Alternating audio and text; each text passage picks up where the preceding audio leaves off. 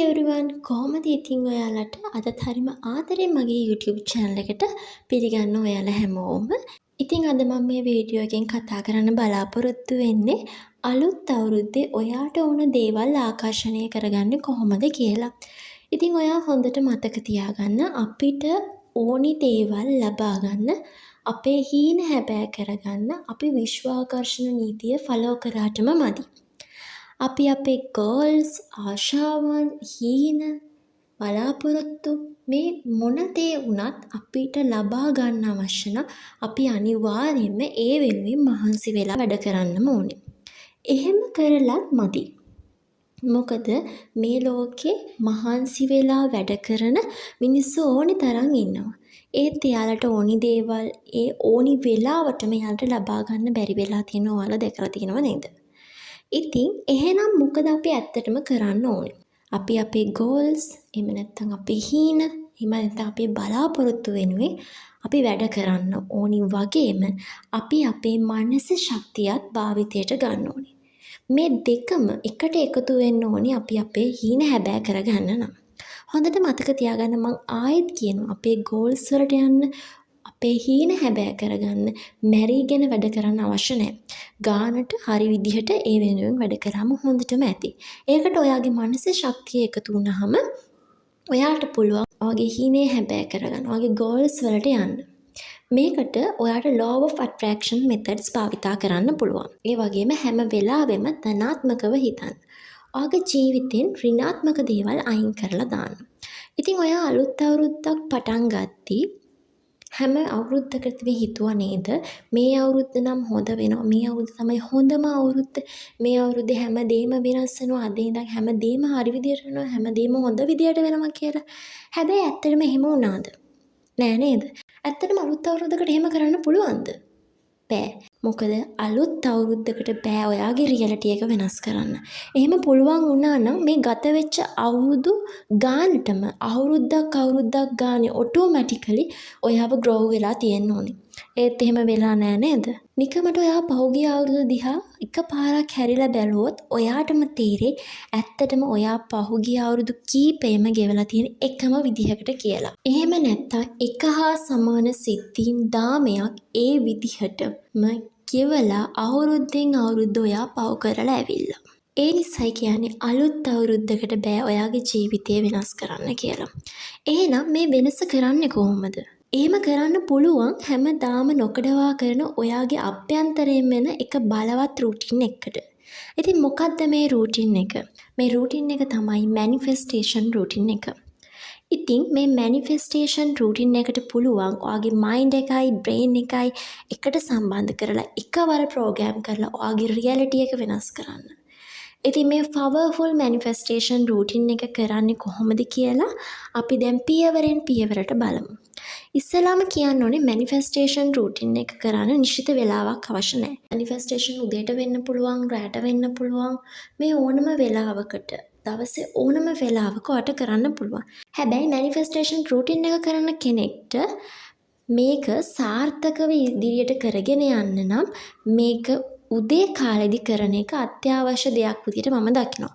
මොකද උදේට අපි නැගිටිනකොට අපේ මනස හරිම සංසුන්. අලුත් දේවල් වෙනුවෙන් අපේ මනස බ්‍රේන් එක බලන් ඉන්නවා. ඉතින් ඒ අලුත් දවස ආරම්භයේදී අපි දෙන ভাইබ්‍රේෂන් එක අපේ මුළු දවසම නිර්මාණය කරන්න අපිට උදව් වෙනවා. ඉතින් ඒ නිසයි මම කියන්නේ මැනිෆෙස්ටේෂන් රූටින් එක උදේ පාන්දරව කරනවා නම් ගොඩක් හොඳ ප්‍රතිඵල ගන්න පුළුවන් කියලා. දැන් මේ රූටින් එකේ පළවෙනි පියවර මොකක්ද? මේ රූටින් එකේ පළවෙනි පියවර තමයි කොන්ෂන් බිගිනින් කියන්නේ. ඒ කියන්නේ හිතා මතාම දවස තේරුම නිර්මාණය කරනවා කියන එක.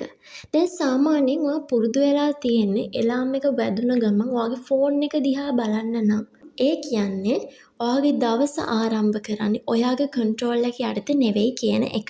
ඒ කියන්නේ ඔයා දවස පටන් ගන්නෙම ලෝකෙට රියැක්ට් කරලා. නමුත් ඔයාගේ හින වෙනුවෙන් ඔයාගේ දවසේ කන්ට්‍රෝල් එක ඔයාගේ අතට ගන්න ඕනේ. ඉතින් මෙහෙම ඔයාගේ දවස කන්ට්‍රෝල් එක ඔයාගේ අතට ගන්න නම් ඔයා දවසේ පටන් ගනිද්දී ලෝකෙට රියැක්ට් කරන එක නතර කරන්න ඕනේ. ඒ කියන්නේ නැගිට ගමන් ෆෝන් එක අතට ගන්න එක නවත්තන්න. ඒ වෙනුවට ඔයා මුලින්ම නැගිට ගමන් කරන්න ඕනේ හොඳ ගැඹුරු හුස්ම 3ක් ගන්න එක. ඊට පස්සේ අද දවසේ මං ගෙවන්නේ කොහොමද කියලා ඔයා ඔයාගෙන්ම අහන්න. හැබැයි ඔයා අහන්න එපා අද මට මොනවද ඕනේ කියලා. ඔයා අහන්න ඕනේ අද දවසේ මම නිර්මාණය කරන්නේ කොහොමද කියන ප්‍රශ්නය. ඊට පස්සේ ඔය දවසේ ස්ටේට්මන්ට් එකක් හදන්න. අද දවසේ මට එන ඕනම අභියෝගයක් මම හොඳින් මුහුණ දෙනවා. මං අද දවස පළදායී විදිහට ගත කරනවා කියන දේ මත ඔයා මේ ස්ටේට්මන්ට් එක හදන්න ඕනේ. ඉතින් මේ වෙලාවේදී හරිම පුංචි තප්පර ගාණක් ඇතුළත ඔයාගේ දවසටම අදාළ ස්ක්‍රිප්ට් එක මේ තප්පර ගානක පුංචි ඇක්ෂන් එකේදී ඔයා නිර්මාණය කරනවා. අපේ රුටින් එකේ දෙවන පියවර තමයි identity based affirmation කියන්නේ. දැන් අපි මෙතනදී කරන්නේ අපේ දවසේ identity එක අපි නිර්මාණය කරන එක. මේකෙදී අපි කරන්නේ අපේ දවසේ අනන්‍යතාවය අපිම තීරණය කරන එක.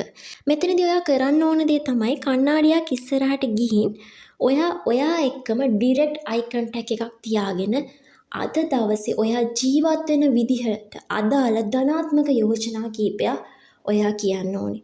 උදාහරණයක් ගත්තොත් ඔයාට පුළුවන් අද දවස හරිම සාර්ථක දවසක්. අද දවසේ හැම ඔපචුනිටි එකක්ම මම ආශිර්වාදයක් විදිහට බාර ගන්නවා. මෙන්න මේ විදිහට ඔයාව මොටිවේට් කරන වාක්‍ය කීපයක් ඔයා විසින්ම නිර්මාණය කරලා ඒ වාක්‍ය කණ්ණාඩියෙන් පෙනෙන ඔයා දිහාම බලාගෙන කීප වතාවක් නැවත කියන්න. ඔයා මෙහෙම කියන්න ඔයාගේ මයින්ඩ් එක ප්‍රෝග්‍රෑම් වෙන්න පටන් ගන්නවා. ඉතින් එතකොට මේ දේවල් දවස ඇතුළතදී ක්‍රියාත්මක වෙන්න පටන් ගන්නවා. මොකද ඇෆර්මේෂන් කියන්නේ එච්චර පවර්ෆුල් දෙයක්. ඉතින් මේක මමත් හොඳින්ම එක්ස්පීරියන්ස් කරපු දෙයක්.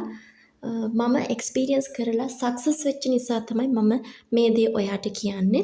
අපේ රුටින් එකේ තුන්වෙනි පියවර තමයි morning manifestation journaling කියලා කියන්නේ.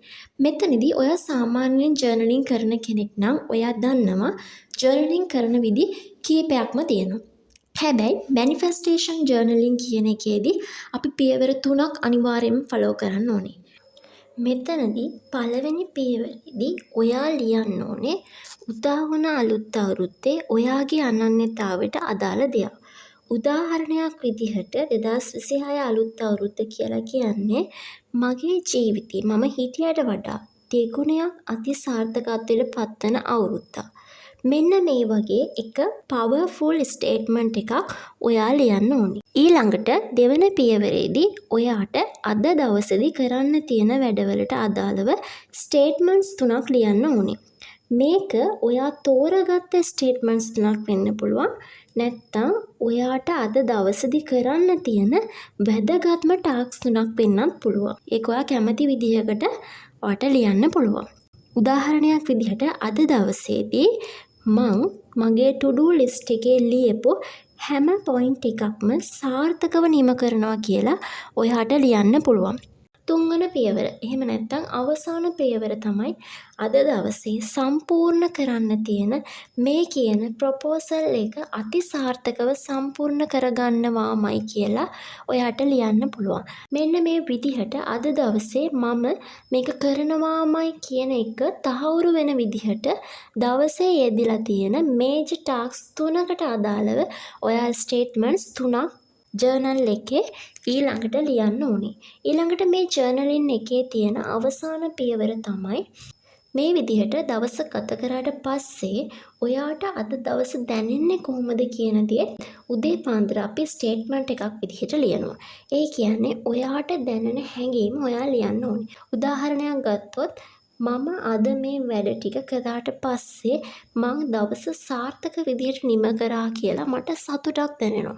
මෙන්න මේ විදිහට මේ සාර්ථක දවස අවසානයේදී ඔබව දකින්න බලාපොරොත්තු වෙන විදිහ ඉමෝෂනල් විදිහට ඔයාට දැනෙන විදිහට ලියන්න ඕනේ. ඊළඟට අපේ මැනිෆෙස්ටේෂන් රූටින් එකේ අවසාන පියවර. මේක තමයි මේ රූටින් එකේ තියෙන බලවත්ම පියවර. ඉමෝෂනල් විසුවලයිසේෂන්. මොකක්ද මේ ඉමෝෂනල් විසුවලයිසේෂන් කියන්නේ? ඔයා බලාපොරොත්තු වෙන తত্ত্বය සම්පූර්ණ කරනවා කියන తত্ত্বය එක රූපයක් විදිහට දකින්න වෙනුවට ඒ දේ ඇචීව් කරගත්තාම ඔයාට දැනෙන සතුට මේ වෙලාවේදී රියලයිස් කරන්නට පටන් ගන්න ඕනේ. මෙතනදී ඔයා සම්පූර්ණ ප්‍රොසෙස් එකම විෂුවලයිස් කරන්න පටන් ගන්න ඕනේ. උදාහරණයක් ගත්තොත් ඔයා හිතින් දකින්න ඕනේ පළවෙනි ස්ටෙප් එකේ ඉඳන් ඒ කියන්නේ අපි හිතමු බිස්නස් ඩීල් එකක් කියලා. එතකොට ඔයා ක්ලයන්ට් එක කතා කරන තැනේ ඉඳන්ම ඔයා ක්ලයන්ට් එක්ක ඇග්‍රීමන්ට් සයින් කරලා ඒ සල්ලි ඔයාට අතට හම්බ වෙලා ඔයා ඒ සල්ලි සතුටින් ජීවත් වෙන ඔයා ඒ සල්ලි වියදම් කරලා එක එක දේවල් ගන්නවා. අන්න ඒ අන්තිම පියවරට එනකම්ම ඔයා හිතින් දකින්න ඕනේ. හිතින් විෂුවලයිස් කරන්න ඕනේ. මේ දේවල් වලට ඔයා ඔයාගේ ඉමෝෂනල් ෆීලිංගස් එකතු කරන්න ඕනේ. මේ ඉමෝෂනල් ෆීලිංගස් උත් එකතු කරලා තමයි ඔයා විෂුවලයිස් කරන්න පටන් ගන්න ඕනේ. ඉතින් මේ මං කියලා දුන්න පියවර 4 අනුගමනය කරන්න පටන් ගන්න. මේක හුදෙක් ටෙක්නික් එකක්ම විතරක් නෙවෙයි. ඉතින් මැනිෆෙස්ටේෂන් ක්‍රියාත්මක කරන්න ඔයාට අවශ්‍ය නම් මේක දවසක් දෙකක් කරලා හරියන්නේ නැහැ. ඔයාගේ දවස සෙට් කරගන්න තැන ඉඳන් ඔයා ඒ ඇචීව්මන්ට් එක ෆීල් කරන තැනට එනකම්ම පියවරෙන් පියවර ඔයා මේ ක්‍රමවේදය ඔස්සේ හරියට අනුගමනය කරන්න ඕනේ. මේක ඔයා හැමදාම කරන්න ඕනේ දෙක. ඒකයි මේක රූටින් එකක් කියලා කියන්නේ. ඔයාගේ හීන ටික වෙනුවෙන්, ඔයාගේ බලාපොරොත්තු ටික වෙනුවෙන් ඔයා මේ දේ ඉදිරියට කරගෙන යන්න ඕනේ දෙයක් තමයි මේ මැනිෆෙස්ටේෂන් රූටින් එක කියලා කියන්නේ. ඉතින් මේක දිගටම කරනවද නැද්ද කියන තීරණය තියෙන්නේ ඔයාගේ අතේ. ඉතින් මම ආරාධනා කරනවා මේ ක්‍රමවේදය අනිවාර්යයෙන්ම කරලා බලන්න. ඔයාගේ හීනේ අනිවාර්යයෙන්ම ඔයාට හැබෑ කරගන්න පුළුවන්.